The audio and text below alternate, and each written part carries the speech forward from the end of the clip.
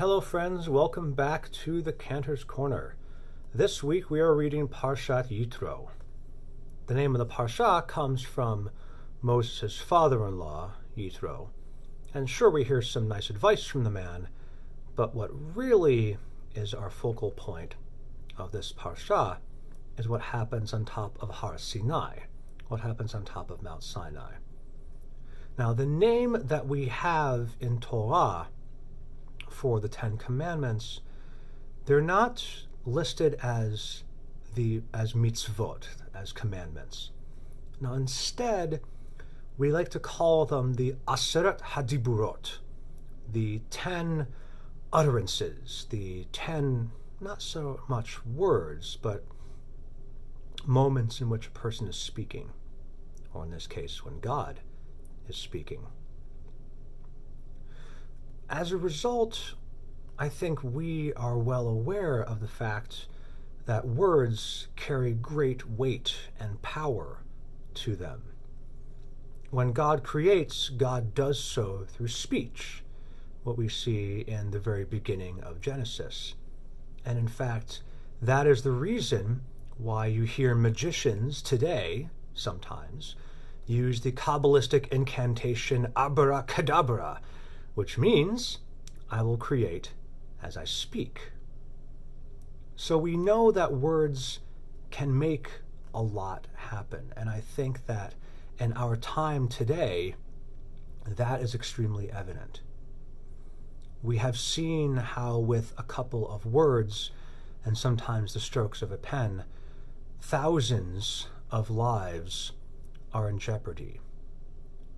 Through some words, we saw thousands of people caged off at our southern border, families being separated. We have seen with some strokes of a pen and a couple of words, the lives of millions of Americans being put into jeopardy with the potential loss of health care. So, what I am curious about is what can we do with our voices? We know that there is great strife going on just inside of our own walls.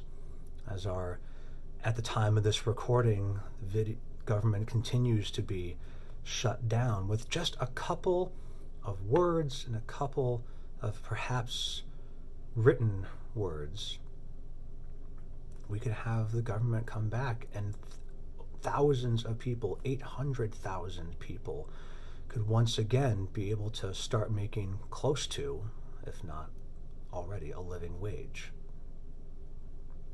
With more words, we could potentially see the rights of people in the LGBTQIA plus community, or the rights of those that we see as persons of color, come into full force.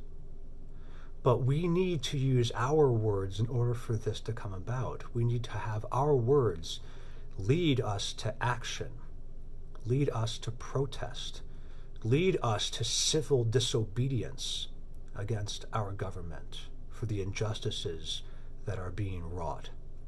So friends, I encourage you to take what we learned in our earliest years of life, the importance of use your words, not your fists, in order to bring about the positive social change that we need in our society.